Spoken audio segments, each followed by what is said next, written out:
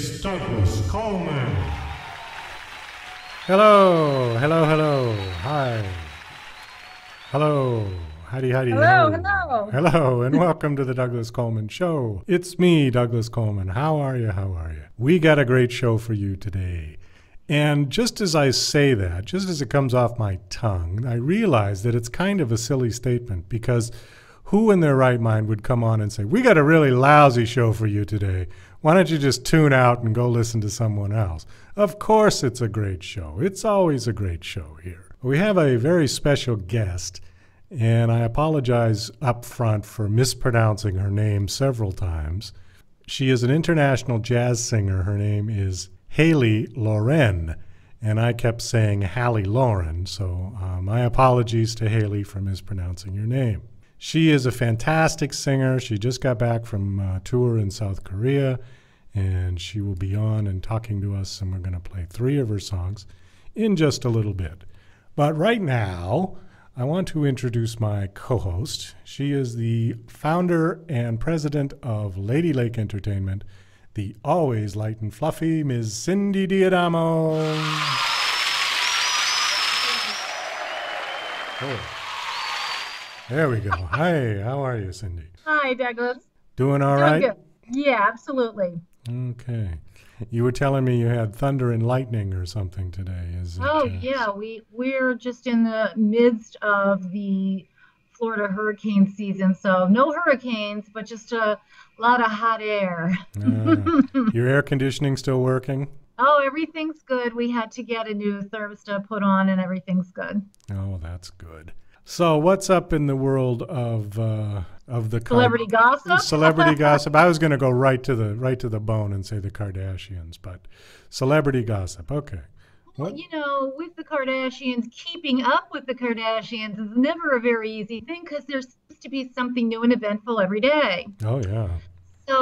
So our newest Kardashian celebutante is the younger one, Kylie, who, she's completely redone her appearance. And if you wouldn't have told me who she was, I wouldn't have recognized her. She's so grown up looking, and she looks a lot like Kim now with the big ass. The lip plumping, I want to say. I don't know if that was injections or elsewise. It looks like she might have had a little nose job and the artificial eyelashes. And of course, they have the same coloring. So, she definitely looks like one of the grown-up sisters now, but she's very young. I heard 2 different things. I was just watching Extra, and they said she was 18, and then something I read quoted her as being 17, but I do believe she's 18. She has her own celebrity pad, which is, I don't know how many millions of dollars, this home that this 18-year-old has. It's a beautiful home. And I certainly don't think, it's wrong to have a nice house to live in. It's just she's rather young to have the responsibility of running a household, although I doubt she runs it. She probably has staff and, whatnot. God, of course. Of course she has staff. And, yeah, it's a beautiful, beautiful house. And then, she's in a relationship with another celebrity. I use celebrity in quotes because it's whatever it is these days. Tyga, who is a rap hip hop singer, and the 2 of them seem relatively happy, except that her dad, Bruce / Caitlyn, I guess he's still the dad. I don't even know what. Yeah, I wonder how you would have to. Well, biologically, he's the dad. So right. Even though he's now a she, I think he would still qualify to be the dad somehow. Right. Yeah. That must be difficult on like the father and daughter dance day, but whatever. Well, you know what? He probably lucks out. He probably gets presents on Mother's and Father's Day. Well, see, that's really funny. Jen and I were talking about that, like with a guy, in transition, and, he wants to get the full changeover. So you're in the restaurant, you go to the restroom. Which door do you go in? Well, I think there's some discussion on that on a national level where there was some school that I saw somewhere that was making gender non-specific or gender neutral bathrooms, right. which to me means co-ed bathrooms. Right. I don't know. Some places have that, and they don't seem to have an issue with it. For in the guys' bathroom where they would have the line of the urinals, I don't really think the ladies would be comfortable with walking in on that. Well, perhaps not. I don't know if our country is ready for co-ed bathrooms. So or maybe not they would yet. have his, hers, and one door that's like the mystery door. So anyone could go in. Right now they have some restaurants and public places have a bathroom that's for nursing moms or people changing babies or any type of handicap, so that you have access with a wheelchair or what have you. So I think like there's so many different needs where people don't want to. Some ladies I know will breastfeed in public, and they think that, they're comfortable with that and it's a normal, natural thing. And then there are other women who feel it's a more personal thing, and maybe they don't want to be in front of a bunch of guys and be doing that. So it's just like society is changing so much, and so many people are in public with things they were never in public with previously. Right. It just leads to like a lot of questions that you're not able to answer, because also in school there's at least when I went, there was boys gym class, girls gym class. So what gym class would you go to? Yeah, there's a lot of in? unanswered questions with transgender. Yeah, it raises a whole bunch of, some of it's controversial, but some of it's just thought-provoking and interesting, and some of it could be a little humorous depending on your sense of humor. Which person goes in which door, and what your sense of humor is. Right, exactly. Well, I think the logistics of it need to be worked out at this point, because people just really don't know. Like you said, are they going to have bathrooms, men, women, and other as the third door? Sure. If you are one of the people who qualify as other, are they going to take offense to being called other? People seem to be taking offense to everything these days. I don't know. I'm glad it's not my job to have to work that one out, because I wouldn't know where to start. I know. That'll be interesting for schools, because I think schools have it really regimented that, all the boys do one thing and all the girls do another thing. Right. That leaves these kids, if you're a kid and you know that this is happening in your life, like you don't fit into anything. And that leads, to lots of problems. Here's a question for you. You're a woman, right? Yeah, right. Last time I checked. Okay. Well, back in the old days, men were supposed to do certain things when they were out on a date with a woman, like open the car door for her, pull out the chair at the dining room table, those types of things. Now, is that considered politically incorrect to do that these days? I think it's just good manners. And I think most women don't object to good manners. I think when the gentleman pays the check at the end of the meal, that's a traditional date. I think sometimes the woman may say, oh, no, I'll pay my way if they're not very close. Or how about you pay one time and I'll pay the next time, which is fair if both people have money coming in. I would not take offense to someone who opens doors or puts on my coat or, offers to carry a bag of groceries. In fact, when people do it, it's such an exception rather than a practice that it's really nice to see that some people still have manners and some guys are still gentlemen, rather than the guys who figure that women are no longer ladies and they don't need to be it's different, because treating a woman as a lady isn't the same as condescending. Condescending is kind of like, well, I'm the man, so I know more than you. So you just make me a pot of coffee, little lady. That's a little condescending. Yeah.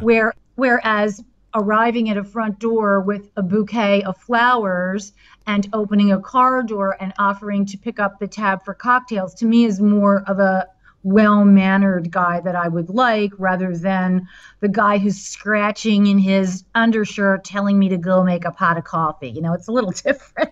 Well, okay, so then you would make the distinction between something being just polite and good manners and being sexist. Right, exactly. Okay, all right, because I think there is a kind of a gray area there these days in our very politically correct climate where, guys, I think when they go out with a woman, they're not sure. That, you know, if she's going to be offended by that, if she's going to take it as a kind of a sexist act, or if it's just good manners and he's being polite. And, you know, the rules aren't quite as defined as they used to be.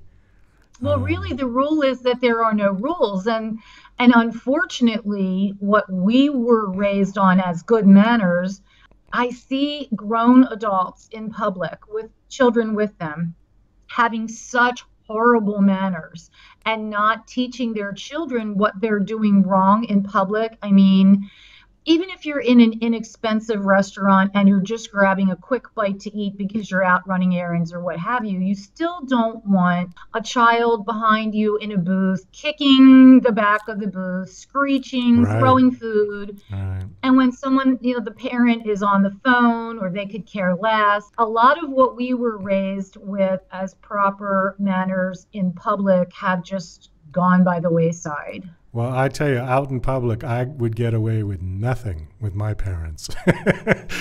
Believe me, I'm on your side on that one, because I've do a lot of flying, and the worst time that you see these kids misbehaving and the parents doing nothing is on an airplane. Right. And, you know, nothing will get the flight grounded and people thrown off airplanes faster than people having arguments over children's bad behavior. When I was a little kid, I mean, of course, flying in those days was much different. I can remember flying with my father back in the late 60s, early 70s, and we used to always fly on Pan Am. I would have to get dressed up. He would make me put on a suit as a little kid. Right. And That's he when would, people do dress yeah, up and he would come and tie my tie because I never knew how to do it. I couldn't do it myself when I was little. Right. And, you know, he would hold my hand and we would walk through the airport. And I always felt like, geez, wow, this is great, you know. And it was so amazing. Oh, it was so nice flying in those days, you know. And now it's just the Greyhound bus in the sky. And there's almost no such thing as first class in the U.S. for domestic flights anymore. People don't have common courtesy and consideration any longer. Yeah, I don't know why. I don't know what happened. Maybe it was the internet that did that to us. Blame it on technology. I really don't. But anyways, I wanted to mention my, I don't know what I want to call him. He's just a guy that I'm really into his music, and I'm trying to get him on the radio show. I've emailed him, but I've not heard anything yet. So I'm going to play one of his songs that I like. It's actually not his song. It's a cover of a Beatles song. But his name is The Other Josh Turner, and he is an absolutely phenomenal musician. He's young. I don't think he's over 18 or 19, but he plays at least 6 instruments that I saw. He's a good singer. He plays practically every genre of music you can imagine, and I would really love to talk to him, but he hasn't responded, so I don't know. I don't want to become like this creepy radio show host stalker of this guy. If he doesn't want to come on the show, that's fine. That's his business, but I certainly would love to have him on the show and feature his music and talk to him and give him some exposure to other people who might never have heard of him. Anyways, so I just have a short clip. And let me preface this by saying that I typically hate Beatles covers. Absolutely hate them. Because I grew up with the Beatles since I was a little kid, as far as I can remember. I was 2 years old when the Beatles first came to America for the first time. And you know, the radio was playing almost nothing but Beatles music through the 60s, and I just grew up with every Beatles song that was on the radio. The Beatles music to me is sacred and should just be left alone. Or if you're going to cover it exactly how it was done. Don't screw with it. I've heard 4, maybe 5 Beatles covers that I really liked. The first one was probably Jimi Hendrix doing Sgt. Pepper's. Joe Cocker sang With a Little Help from My Friends. Phil Collins did a version of Tomorrow Never Knows, which was awesome. The fourth one, interestingly enough, was the Dead End Drivers, who did the She Said, She Said. Phenomenal cover of the Beatles song. Really good. Really incredible. And they changed it a little, but it's like a kind of a new and improved version of the song. No disrespect to John Lennon, who wrote it, certainly. It just has a modern kind of flavor about it. It's really wonderful. And this one is number 5, which is Josh Turner and his friend Carson McKee.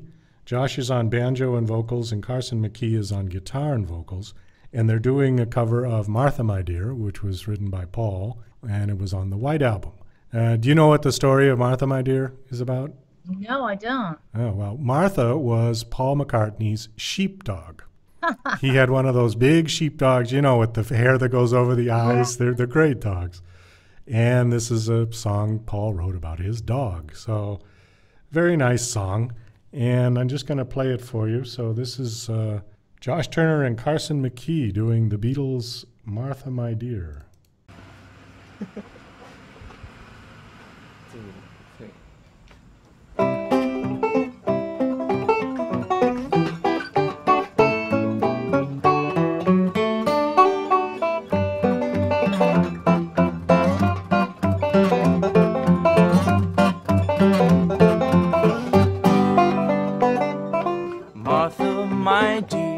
I've spent my days in conversations. Please remember me, Martha, my love. Don't forget me, Martha, my dear. Hold your hand out, you silly girl. Look what you've done. When you find yourself in the thick of it, help yourself to a bit of what is all around you, you silly girl. Take a good look around you. Take a good look around to see that you and me were meant to be with each other, silly girl.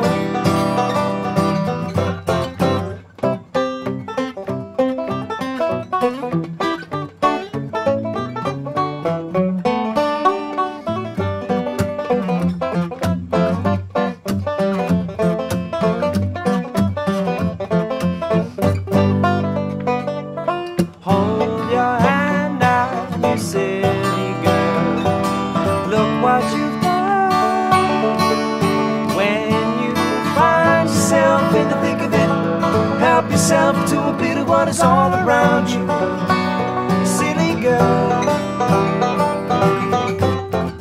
Martha, my dear, you have always been my inspiration. Please be good to me, Martha, my love. But don't forget me, Martha, my dear.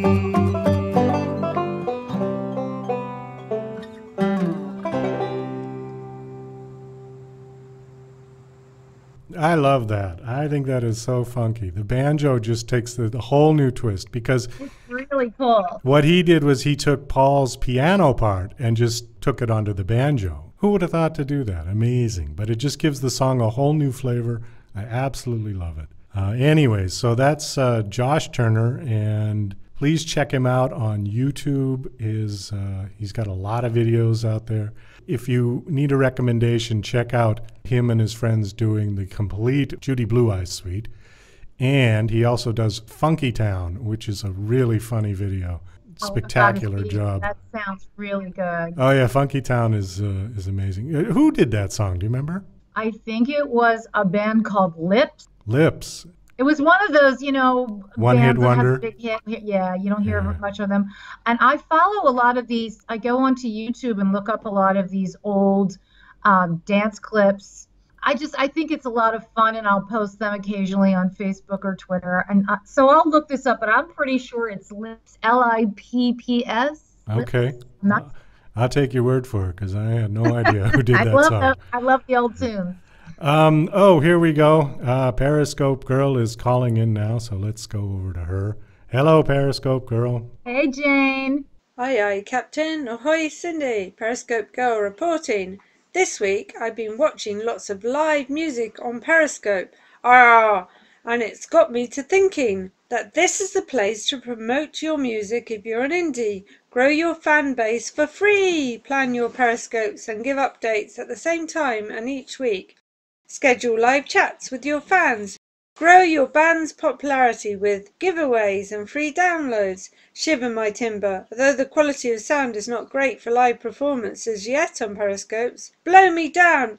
Guitar sounds amazing, and a small surprise performances makes a special treat for those tuning in. People love to watch live shows on Periscope. Also, make some clips of life on the road for the band, or behind the scenes. Yeah, it's a life for me, Periscope Girl, over and out. Okay, thank you, Periscope Girl. Another fine report. Back to the depths of the North Atlantic she goes. We'll check in with you next week.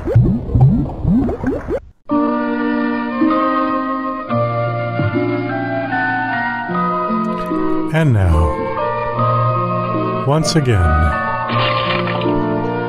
it's time for Lady Lake Corner.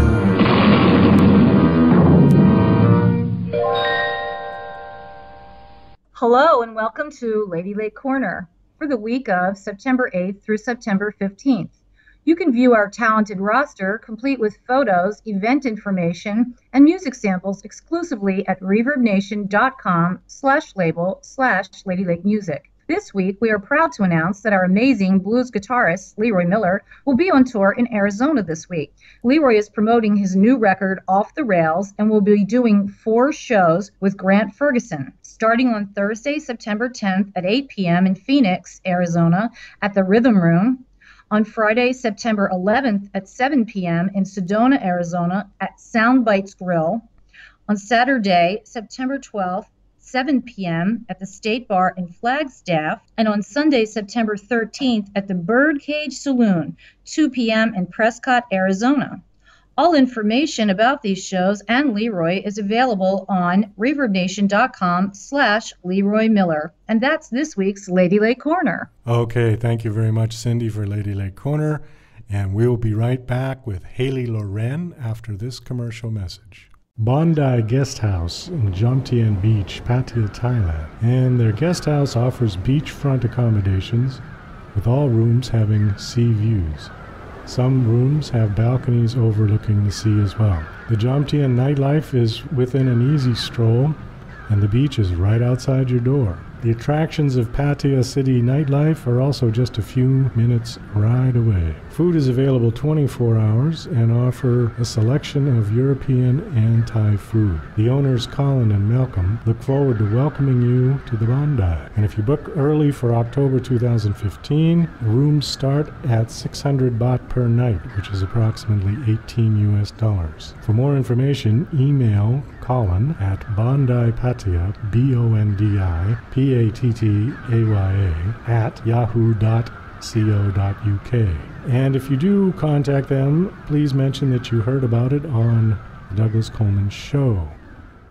Okay, my very special guest today is an international jazz singer. Her album Butterfly Blue, upon its release in Japan and Asia earlier this year, debuted at #1 on Japan's Billboard Jazz Album Chart, her third album to top that esteemed chart, and is currently ranked as the 9th best-selling jazz CD on Amazon Japan for 2015. Her 7th Japanese tour this February with her quartet consisted of 10 days, 3 cities, and 13 shows, with an 8-show run at Tokyo's famed Cotton Club. She consistently and actively tours the United States and Canada as well, including this summer's sold-out appearance at the Rochester International Jazz Festival, Montreal International Jazz Festival, and the iconic club Hughes Room in Toronto. She is also performing in the Western United States, including Seattle's Jazz Alley and Yoshi's in San Francisco. She has just recently returned from several concert dates in Seoul, Korea. She and her quartet performed at the KEPCO Art Center for 2 nights on August 28th and 29th. Please welcome Halie Loren.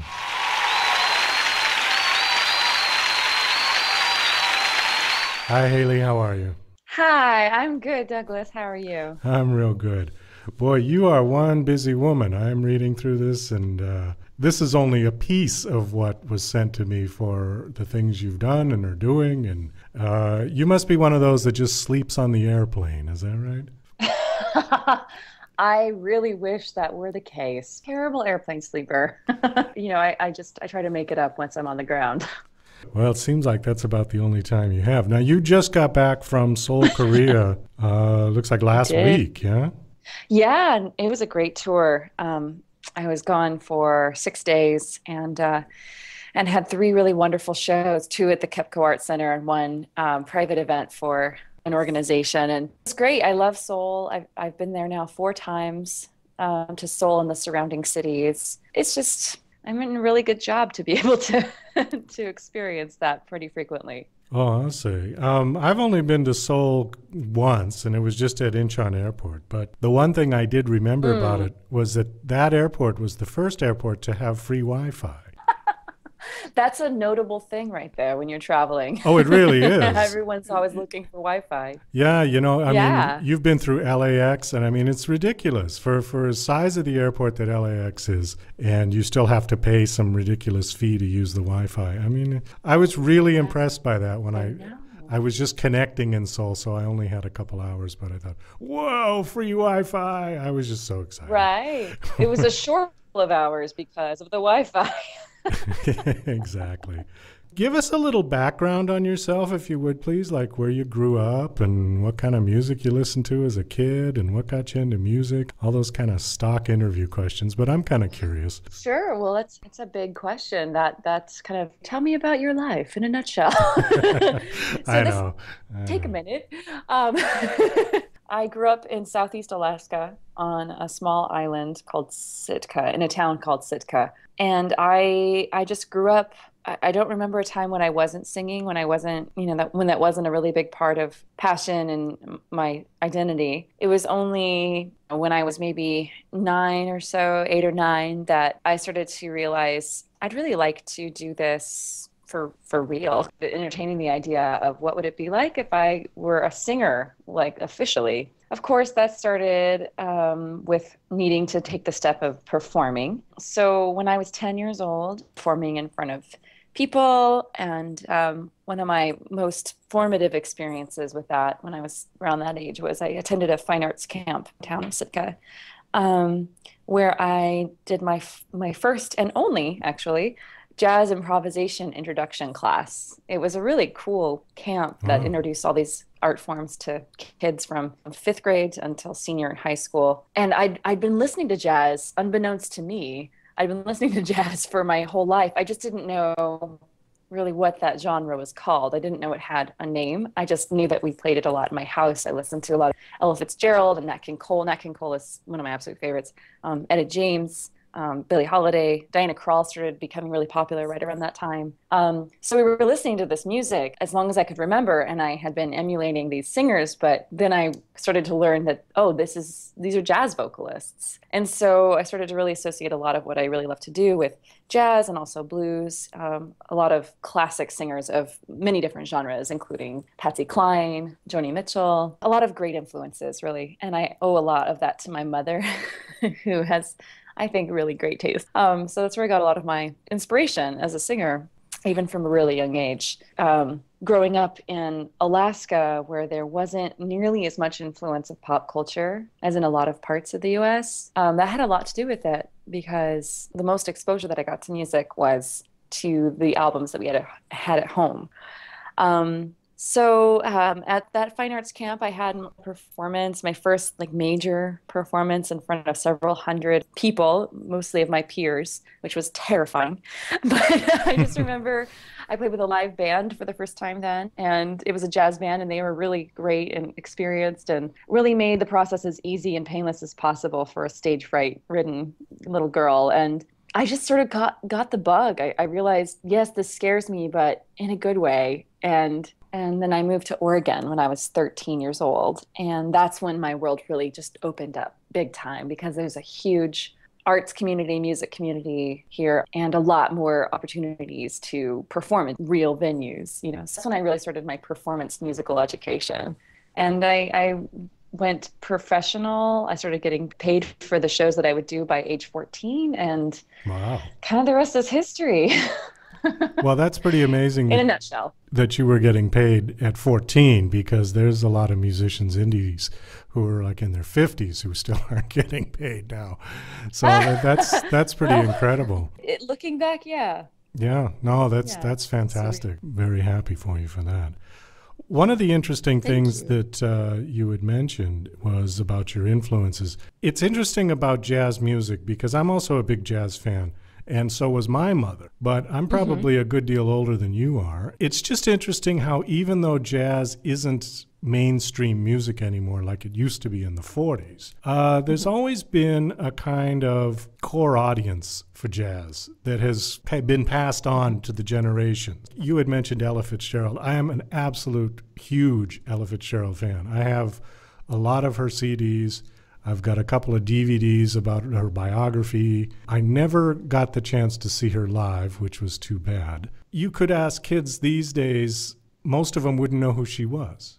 And I think it's kind of Right. sad when I meet someone like you who is really emulating that kind of singing. I think, well, there's a few good ones out there still. There's a few that are still listening to good music, real music, as I should say, because so much of the music, now, as you know, is just sample-based music and very overprocessed, and it's not the same. I listen to something like Ella Fitzgerald singing, and I listen to something like, I shouldn't probably mention any names, but somebody else who's a modern singer.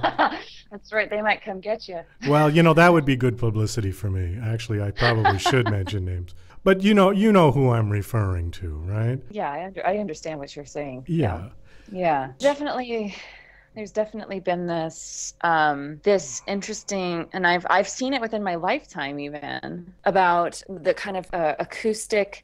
Well, for one thing, acoustic music. Although I don't necessarily think everything that I do is necessarily qualifies as acoustic music. I guess I mean more sort of what you like, the sound that you make with your instrument, whether that's your voice or your piano or your electric guitar or whatever. It's what you're playing is what's recorded, and what you're singing is what's recorded. Exactly. And that's what translates to the final recording, as opposed to, okay, now we've got all these pieces, now let's auto-tune everything, let's chop it up, let's, not that there is an editing that happens with modern recording. Everybody edits something, that's just part of digital recording. But as far as it being an accurate translation of the sounds that you are making organically in a room, that's sort of a thing that's really rare to find nowadays. I feel like, well, nowadays, back in my day, that's not what I'm trying to say, but I really appreciate organic sounds, whether they're electric or acoustic or affected or whatever. I like the authenticity that comes with knowing that a person is breathing and playing or singing this music. I get a lot of satisfaction from I that. agree with you 100%. I had another great artist on. He's I don't know how to describe his music. Rock, blues, Leon Russell, Elton John, old Elton John, that kind of stuff. Really, really good music. Great stuff. And we were kind of joking about it because he's a real purist like that. He still records on analog tape, Wow. and then it'll in the studio, and then him. he'll transfer it to blah, blah, blah. The joke between us was that, now because so much of the music is cut and paste, especially like in chorus parts on a song, they'll just record the chorus once and then cut and paste it through the rest of the 3-minute song. Right. So our Right. joke was that his name was Joe, and he said, well, Joe, you can put that on your resume that you can sing for 3 minutes and 40 seconds straight through without stopping. It was just so funny because that would be a joke to anybody who actually does it. But when you go into a studio these days where it's all done on the computer, the vocals are done a little bit over here, a little bit over there, and then it's just all put together. And you know what? I don't like it. I like something that you could take the recording and the person doing the recording could do it on stage without having a CD player and a pad and everything else going in the background. Right. Yeah. I mean, as a musician, as a musician, I have to admit, as a musician who my technological abilities extend to being able to produce my albums. But as far as like live in the moment technological tweaks and stuff, I'm not a person who has really learned those skills really well. Some people are actually really amazing at it, and I have to admire that, as that's got its own level of difficulty. But as far as just what sort of gets me, like, right, at a heart level. It's generally things that feel really human. Like you could do it with or without technology. For me, that at least is what speaks to my heart, I think, more than anything, is that it feels really human. Oh, yeah. Well, And yeah, I definitely think that technology in music has been in some ways a godsend. And in other ways, it's really stripped a lot of things out that I love so much. okay, but the one thing that the computer can't replicate is the human emotion in a song. And that's what gets lost every time I hear a real sample-based song. It isn't there. That element isn't there. Human emotion for me is the whole point of the music I make, the music I listen to. Oh, exactly. It's my reason for making music. It's like a direct injection of emotion. Like to me, as I'm creating it, I feel it. I'm experiencing those emotions while I'm singing. As a storyteller, like that's what I feel is a really important piece of it, is not just conveying it, but authentically experiencing even a little bit of that feeling that I'm trying to get out there into the world. And also as a listener, that's what I connect with first and foremost, is the emotional soul of the song. Yeah, whether or not electronic music gets you there, I guess, is another question. It doesn't get me there. I think many people, it's a little more disconnected. Yeah. But I think it certainly has there. I mean, like I said, there's an art form. There's undoubtedly it can be very challenging. It can be very complex. It can be very, very music theory intelligent. You know, it's rare for me to hear really, really electronically based music where that's pretty much all that's used. And think, oh yeah, I'm feeling you. I can groove to it, but I can't totally sink into it and just be like, oh. Well, some of it is good. Some of it serves its purpose, like to go to a dance club. Then that's great, you know, because totally. The beat's there and it's all there, and then that's fine. That's nothing particularly new. Disco in the 70s was sort of the first generation electronic music because it had that constant computer beat to it. Yet all the instruments, but it was acoustic is the amazing thing. Well, yeah, that's what was interesting, because all the instruments were real. The singing was real, but it was kind of the start of what was to become, in a way, because as technology grew, more and more instruments got replaced with computerized MIDI instruments. Well, anyways, let's listen to one of your songs. Speaking of real music. All right. Let's listen to, let's do Butterfly, and then we'll do Our Love Is Here to Stay, and then Boulevard of Broken Dreams. There we go. So tell us about Butterfly, if you would. This song came to me as sort of, the melody came to me first, and then I was thinking, what is this about? You know, what am I trying to get at with the heart of this song? And then I had this, not a vision, but something akin to that. Maybe I can relate this to the way that, what would a caterpillar feel as it's metamorphosizing into a butterfly? I mean, does it know what's happening? It doesn't know that it would come out the other side, a totally changed, arguably better version of itself. And that whole idea sort of intrigued me, and that's what started to create this imagery metaphor for this song. And that's when the rest of the song just came right out. I always heard it as almost old school, feeling soulful tune. And so when the production on this song started to take shape, for me, it was obvious, oh, I want a horn section. So it was my first experience recording a horn section ever in my history of recording, was because this song felt like it needed it. And so it really does definitely strive for something very different in a lot of the things that I've recorded before. So I hope that your listeners enjoy it too. I think nothing conveys heart and soul like a good horn section. Oh. I never felt so old, so ready to fold it all down, so at home on the cold hard ground. I'm not chasing the sun no more, how I love that light, but it don't help when the nights get long. Too tired to right all the wrongs I must have done to end up so far gone. But my sweet floating on the wind. Tell me this is not the end. And you say that I just gotta play this game and I'll leave it alive. And someday, I'll look back and see all the pain and fear was a lie. You gotta die a while to come back a butterfly.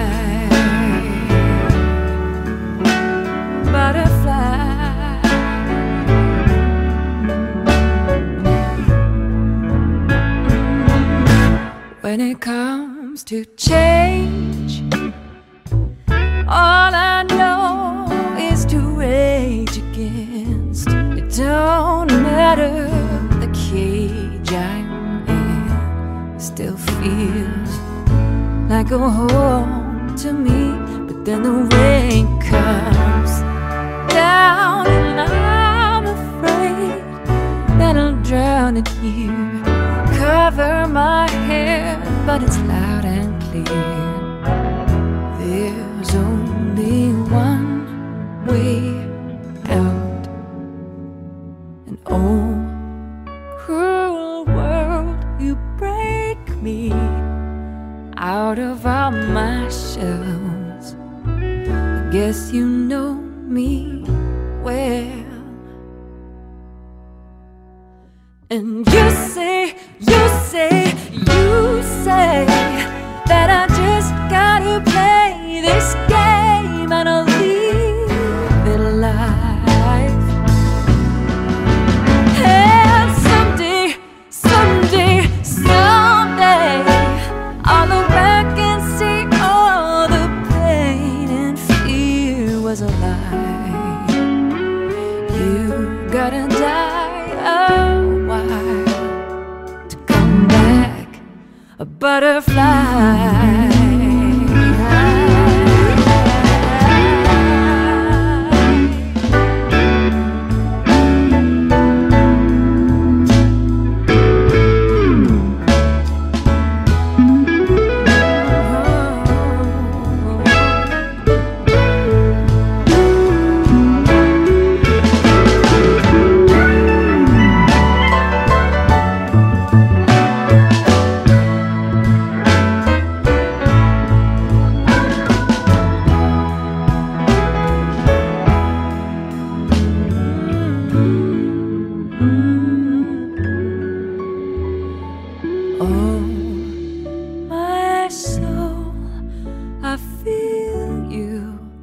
Reaching for the wind, longing to begin again.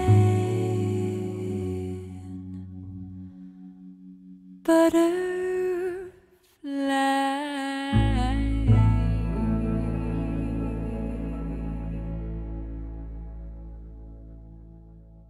Let's play another song, shall we? Okay. I want to play Our Love Is Here to Stay because that's one of my favorite songs.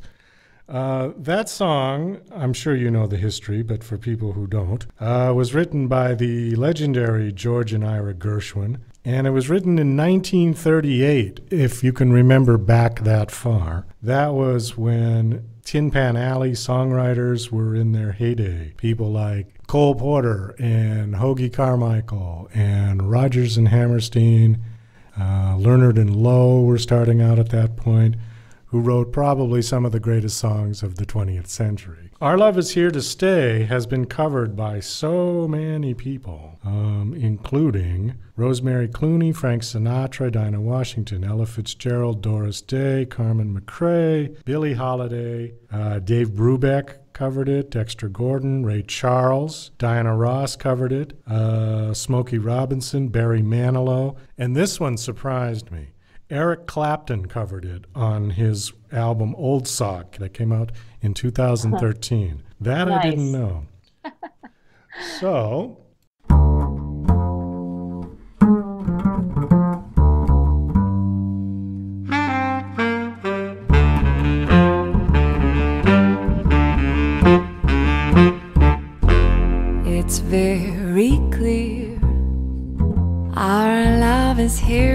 stay.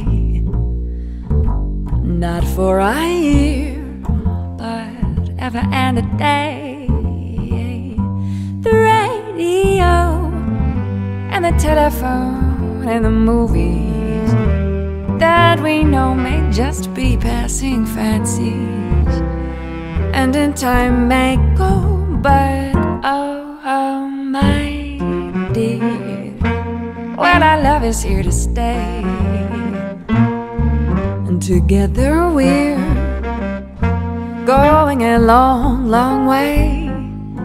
In time the Rockies may crumble, Gibraltar may tumble, but they're only made of clay. And our love, well, it's here to stay.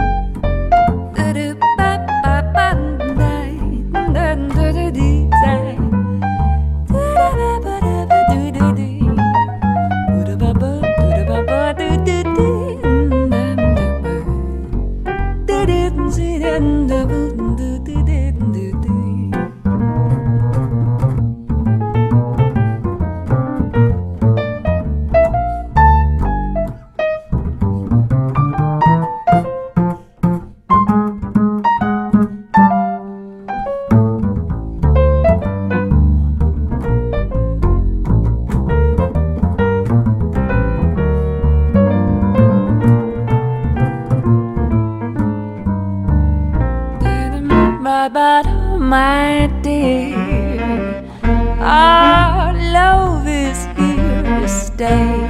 And together we're going a long way. In time the Rockies may crumble, Gibraltar may tumble, but they're only made of clay. And our love is here, our love is here. Our love is here to stay.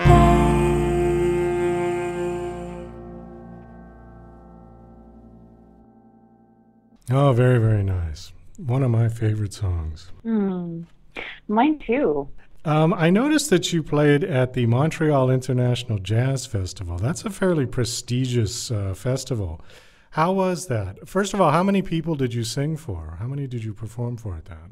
I mean, there's all kinds of venues that are part of the Montreal International Jazz Festival, including an outdoor stage that's kind of for a lot of the artists that are touring through, like Diana Krall and that kind of ilk of performer. But I was performing at a great jazz club called Upstairs Jazz, which it was very intimate. It was packed to the gills. I did several shows. It was, I don't even know what the count was. It probably fits maybe 70 people per show. So it was very intimate. It's great. You can see everybody in the club. Oh yeah, So that's nice. Yeah. I actually love that though. I love being able to really see faces and be able to connect with people on a more face-to-face level. That's really nice. I agree with you, yeah. Well, and it's also easier for the audience to kind of feel what you're putting out. You know, if you're in a stadium, I mean, you can get it if the amps are up loud enough. But to actually be able to see you and to look at your facial expressions and things, it's I think there's definitely more of a connection between you and the audience. Yeah. Yeah. It has a real magic to it. And I love performing in larger halls too. oftentimes, I mean, had the opportunity to perform in a lot of places that just had the most incredible acoustics you can imagine, that are these big theater halls that have their own real kind of magic. But of course, in those kinds of show experiences, I can't see anybody who's out there. It's all one big black space in front of the stage. So I just have to assume that I'm connecting with people, but I can't look in their eyes, And so there's pros and cons to all of those different kinds of experiences for sure. But I definitely am a real fan because so much of what I do, so much of how I think of what I do is as a storyteller, being able to know that you're really connecting by seeing people is a pretty great element. The place that you played at in South Korea called the KEPCO Art Center, I saw the picture of that on your website. It looked absolutely beautiful. Gorgeous. You only saw the stage, though. How many seats was that place, do you think? I don't even know. Hundreds and hundreds. Yeah, okay. Was it 2 levels? I mean, was there a balcony? There was a balcony as well. Oh, okay. All right. Yeah. Well, it looked brand new. I mean, it just looked like they just took the plastic off the seats almost. I have no idea. I know very little about its history. I do know that, so many of the places that I've played in Japan and Korea have just been stellar venues, like really like in such good shape with such great equipment. That's one really wonderful thing that seems to be a really consistent feature of touring in a lot of places in the Asian countries that I have been to is the attention to detail with quality sound equipment. I mean, you never really quite know as a touring artist what you're gonna end up what's with. going to happen, what kind of situation you might be heading to. And I don't know why that is exactly, but in certain places, you know that it's going to be amazing. Speakers and monitors and microphones and all of that stuff. It takes that level of stress it takes that stress away, which is really nice. How many people travel with you when you tour? Is it your quartet, or do you have like entourage as well? How many people are all going?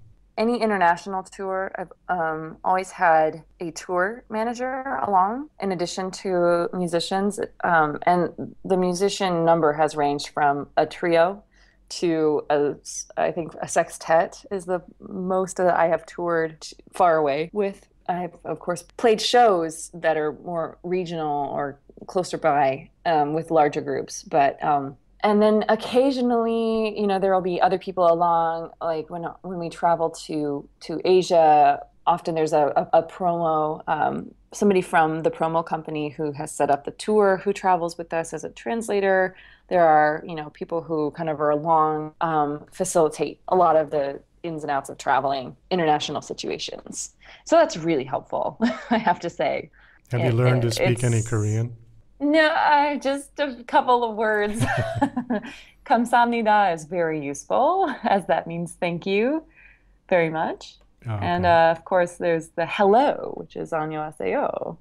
So those are the 2 things that I know how to say, and I don't tend to misuse them. Other things I've learned, and I just realized in the moment, I totally blank. Well, you probably learned the 2 most important words, yeah? Yeah. Okay. We have one more song here, and it's called Boulevard of Broken Dreams. Do you want to tell us anything about that song?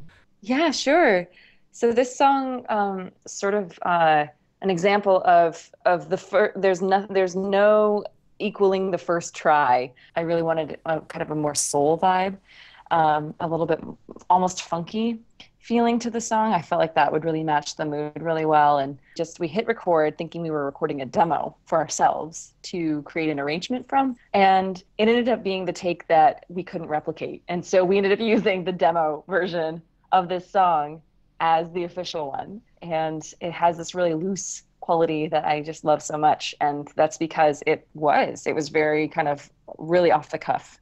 And the first time we'd ever done it that way. And sometimes that just happens, I guess. Sometimes the best things are the unexpected things that happen, yeah? Exactly. That's music for you. I don't remember who wrote this song. Do you know? I'm ashamed to say not off the top of my head. Okay, well then I don't feel so bad then. I didn't remember either. But I'll look it up. Okay, here is... And I recorded it. Yeah. Oh, man.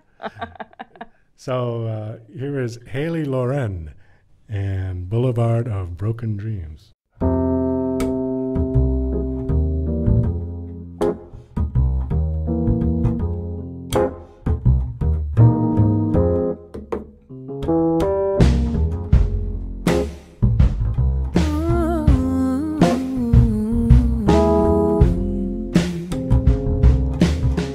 I walk along the street of sorrow,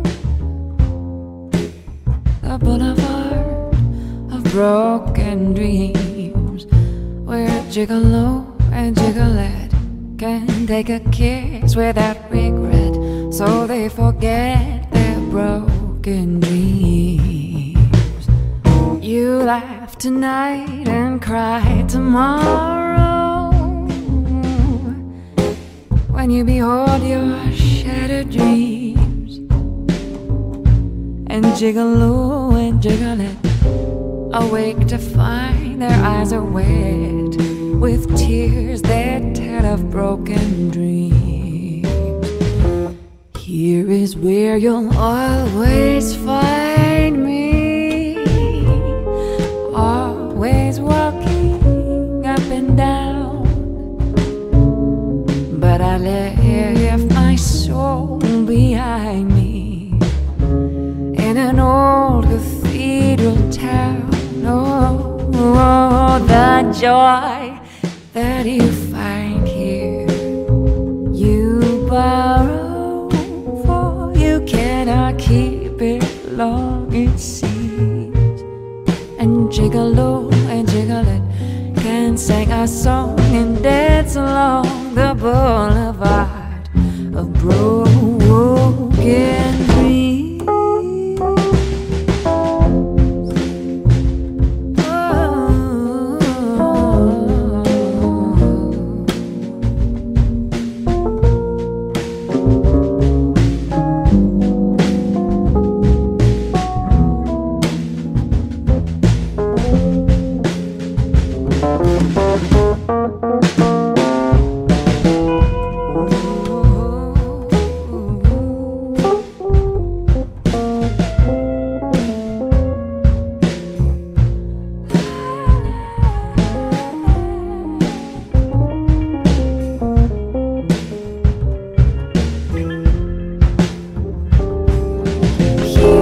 Is where you'll always find me, always walking up and down. But I left my soul behind me in an old cathedral town. Oh, oh, the joy that you find here borrow.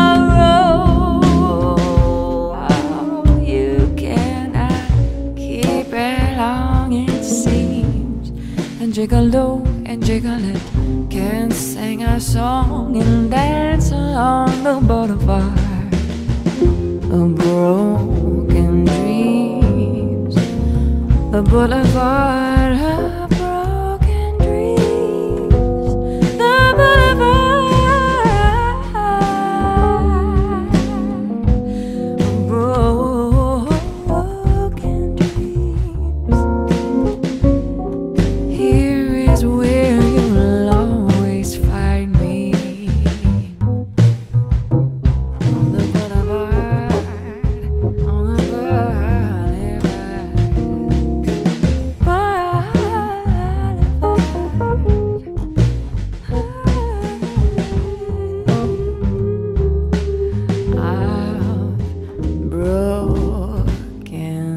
dreams.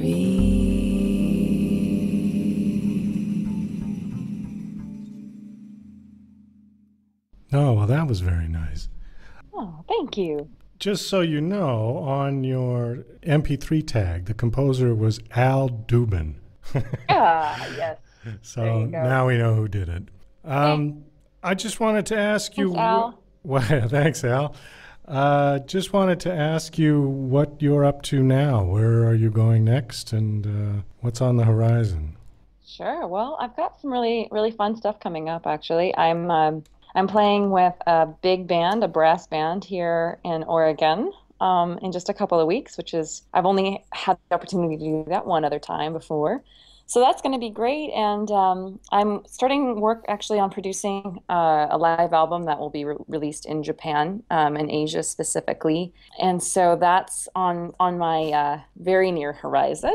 Great. And I've got a series of shows that I'll be performing with a ballet here in Oregon, doing a live music and dance kind of fusion event experience in a few different cities around Oregon.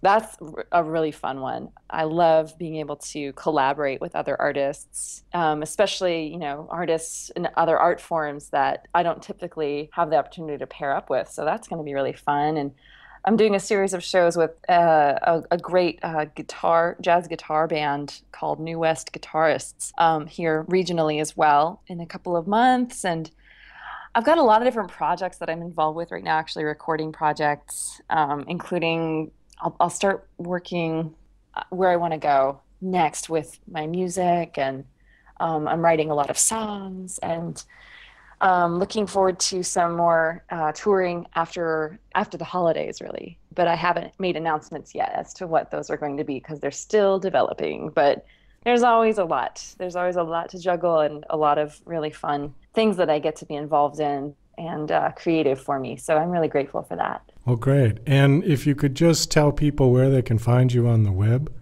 your website and Facebook, all that, Yeah, I'm very easy to find. I'm at HalieLoren.com, and the spelling for that is HalieLoren.com.